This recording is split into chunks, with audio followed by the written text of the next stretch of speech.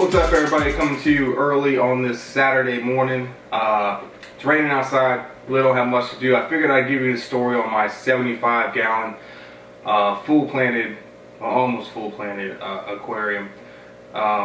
When I purchased this aquarium, I got it at PetSmart when they had their $1 a gallon sale. I'm sorry, Petco, not PetSmart. Had a $1 a gallon sale. They had just added the 75-gallon to that sale. So of course I got the tank for 75 bucks plus tax, and I was able to get a nice stand for it. The box was damaged, so I got half off the stand, and it came out really nice. I have since sold my 60-gallon. If you watched any of my other videos, so I took the light and one of my Fluval 306 filters from that. One of my other 306 filter was sold with the tank. The 306 filters are only rated for 70 gallons, but since this is a fully planted tank, or that's the direction I'm heading with this tank, I don't see there being a problem. All my levels in the tank are hanging in there okay. The water is a little bit harder for some of the fish I have in there, but they seem to be doing fine.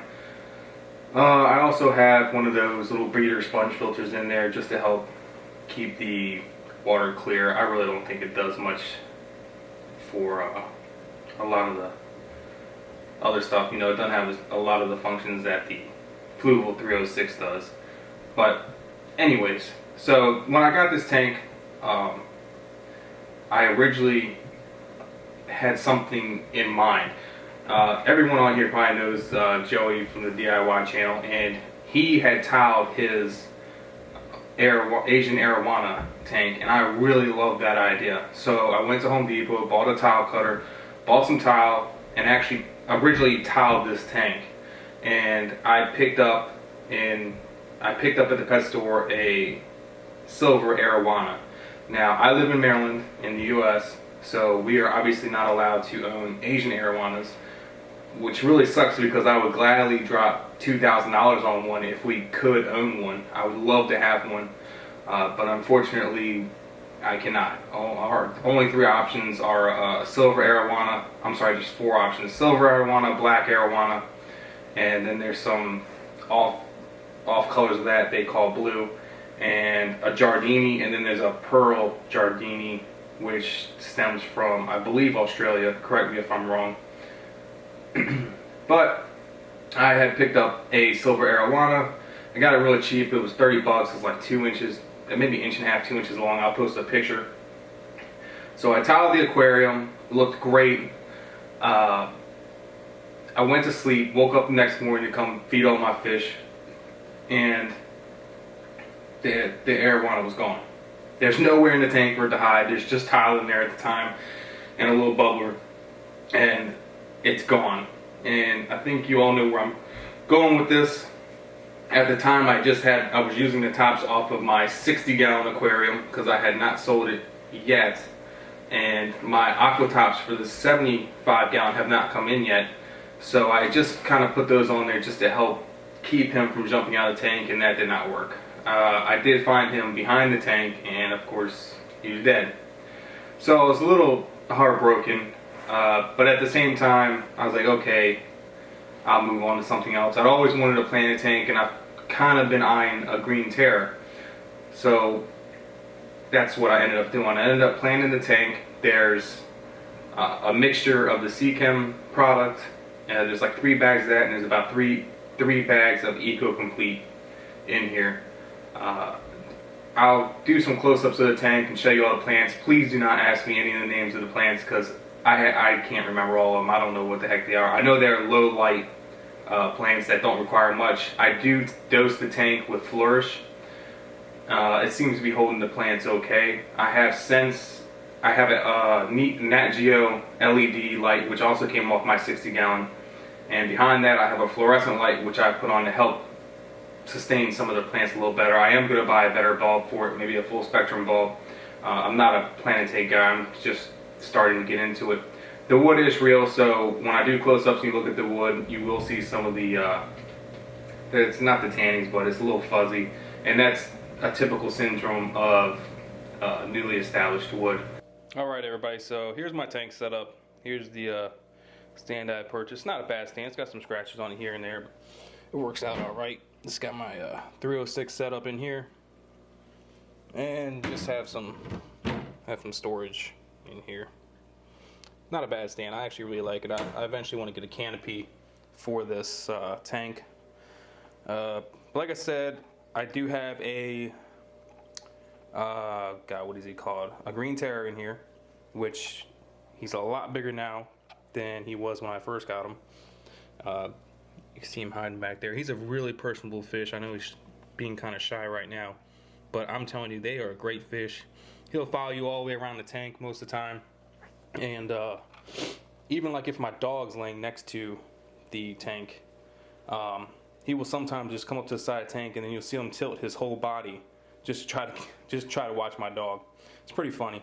I did feed them a little while ago, so there's some stuff sitting in here. Now my goal for this is to have all this grass. I want this whole area here grass, and all this side, this is all eco complete, and then you get into the Chem product over here. I don't think one's doing better than the other. I honestly don't think they're both of them I don't think are doing well at all, but maybe I'm just not giving enough time. This tank's been running for probably, I don't know, 2-3 months, give or take a little.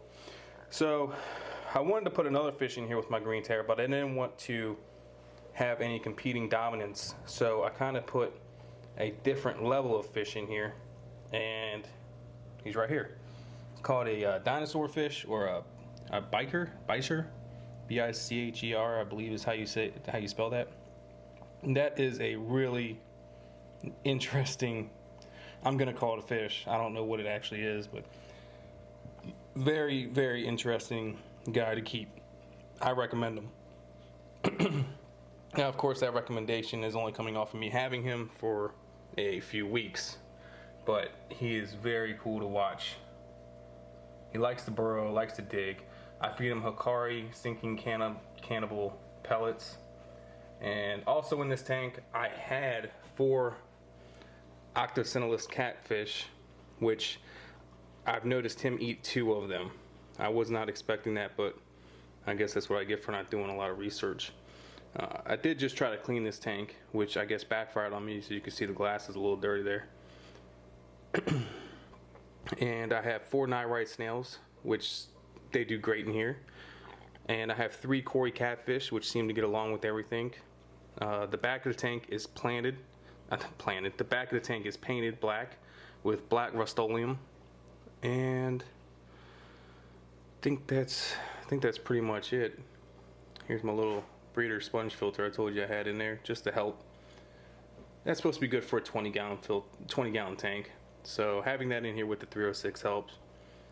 And there's my now I know there's a lot of different variances of green terrors. I've been told this is a royal green terror. Well, at least when I bought it, that's what I was told.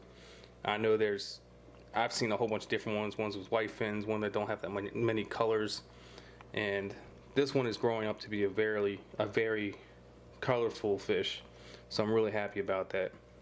I wish he'd come out a little more. Maybe I can get him to come out here. Make pretend. Yeah, there he is. Little camera shy. It's a beautiful fish, very personable.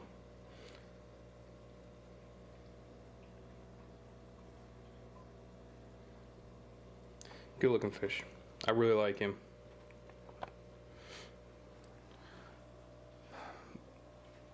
So that's pretty much it for my 75 gallon tank. I also have 2 other tanks in this room. I have a 20 gallon cichlid grow out tank for some of my smaller cichlids, and I have it's a 5 or 10 gallon guppy breeder tank, and I just breed those to feed my other fish. And hope I don't get any negative feedback about that, but big fish eat small fish. That's just how it works, and that's free food for me.